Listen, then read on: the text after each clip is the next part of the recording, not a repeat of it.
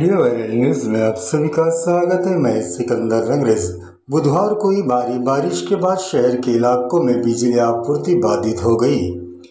हालांकि जलगांव शहर के गणेश नगर, संत कौराम नगर आदि इलाकों में करीब 27 से 30 घंटे बाद भी बिजली न आने पर नाराज नागरिकों ने सीधा महावितरण कार्यालय पर हमला बोल दिया। जब वहां मौजूद कर्मचारी व अधिकारी न मिलने पर नागरिक भड़क गए। इसके बाद क्या हुआ आप देखिए इस खबर में। आप देखते रहिए इंडिया वायरल न्यूज। हमारे चैनल को लाइक, शेयर, सब्सक्राइब जरूर करें। कूलर चालू है ना, हम अंधेरे में 27 घंटे से वहाँ पे मर रहे। 27 तासापासून आम्ही तिकडे अंधारात बसलोय। कोणी अधिकारी फोन घ्यायला तयार नाहीये, कोणी अधिकारी बोलायला तयार नाहीये।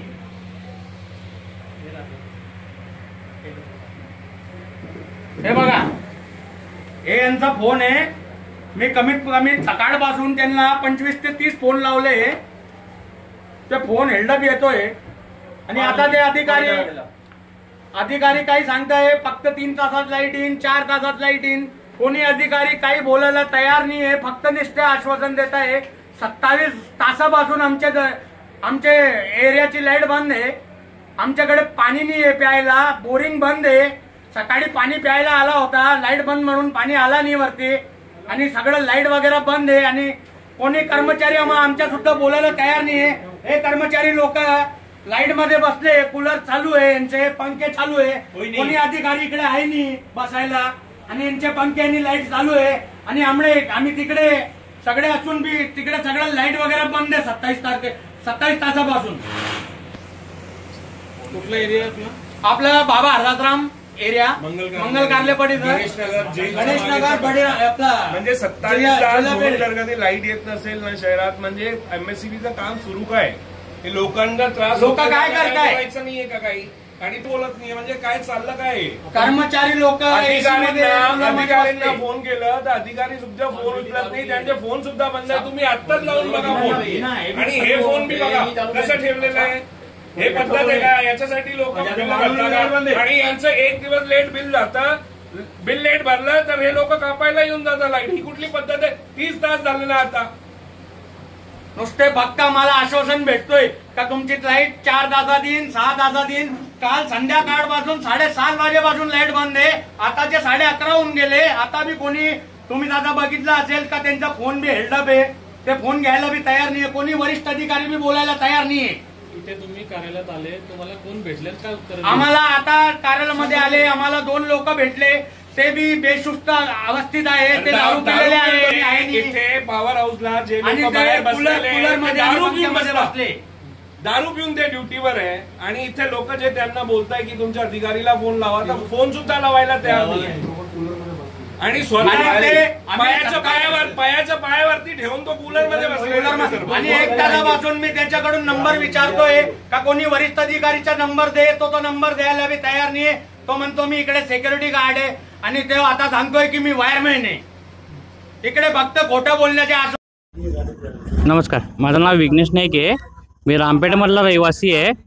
काल रात्रीपासून लाईट नाही आहे इथं, आणि लहान मुलांची पण असे हाल होऊन राहिले आहेत की त्यांची शाळा चालू आहे, सगळ्या गोष्टी आहेत त्या अवेलेबल नाही आहे। आणि काही गोष्टी असा या MSCB मधनं आढळून येतात की त्यांचं कसं असतं की कोणी घरी नसलं की ते अंदाजे बिल लावून टाकून चालले जातात। मग आपली काय सुविधा आहेत, आपण जे बिल भरतोय त्याच्यावरती आपण काय करतोय, हा सगळ्यात मोठा प्रश्न आहे। आपण आहे ना, जनता अशी झालेली, चिवट्या झालेली एकमेकांकडे की आपण आहे ना, एक प्रकारे आपण कुठे एक साथ हटके उभे राहत नाहीये। आपण जातीवादानुसार वाद करत गेलोय।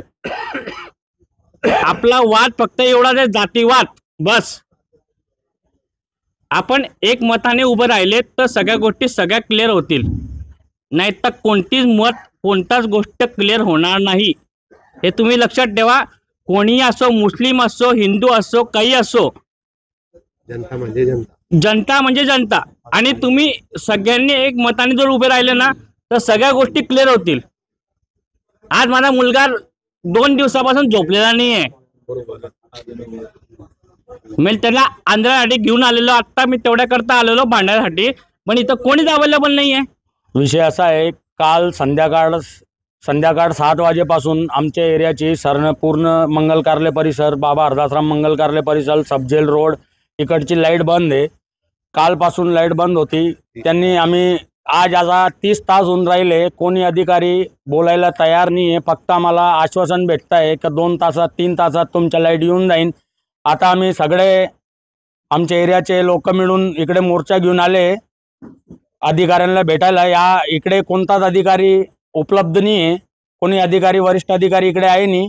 काल आता 30 तास होऊन गेले, आमच्या एरियाची लाईट बंद आहे. प्यायला पाणी सुद्धा नाही आहे. आमचे बोरिंग वगैरे सगळं इन्व्हर्टर वगैरे सगळं बंद होऊन गेलं आहे. ते आल्यानंतर आम्हाला फक्त 2 अधिकारी भेटले, सिक्युरिटी गार्ड भेटले. त्यांनी आम्हाला सांगितलं की आम्ही सिक्युरिटी गार्डवरती आहे. त्यांनी वरिष्ठ अधिकारीला फोन लावला तर वरिष्ठ अधिकारी कोणी बोलायला तयार नाही आहे. फक्त आम्हाला ते आश्वासनच भेटत आहे का रात्री 12 वाजेपर्यंत लाईट येईन, सकाळपर्यंत लाईट येईन, संध्याकाळपर्यंत लाईट येईन. आतापर्यंत 12 होऊन गेले, आतापर्यंत कोणती लाईट आलेली नाही. 24 तास होऊन गेले. आमच्या घरच्या लहान लहान लेकरं आहे ते आतापर्यंत झोपले नाही आहे. म्हातारा माणूस आहे, शुगर डायबिटीज बीपीचे पेशंट आहे, ते 4थ्या मजल्यावरती राहत आहे. लाईट बंद आहे, बोरिंगचं पाणी बंद आहे, कोणी अधिकारी बोलायला तयार नाही आहे. लिफ्ट बंद आहे आमच्या लाईट एरियाची, सगळं स्ट्रीट लाईट बंद आहे. पाणीचा सकाळी पाणी आला होता प्यायचा, लाईट बंद होऊन राहिली तरी पण पाणी आला, कोणी पाणी भरलं नाही. आता आमच्याकडे प्यायला पाणी सुद्धा नाही आहे.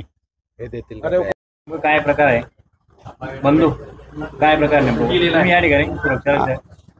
आता ते गेलेले लाईनवर, बरं साईडवर कामाला गेले, बरं. ते आल्यावरच सांगतील. तुम्ही कोण इकडे? Security guard. Security guard. आता इथे किती लोक आहेत आता सध्या?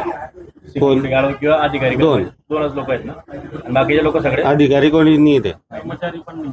कर्मचारी तर साईडवर गेले समजा, इथे ऑफिसला कोणी नाही. लाईट कधीपर्यंत येईल काही तुम्हाला आयडिया यायची? आता त्यांना फोन लावला होता, ते बोलले 12 वाजेपर्यंत येऊन जाईल. थँक्यू. तुमचं नाव? संजय अत्तरदे.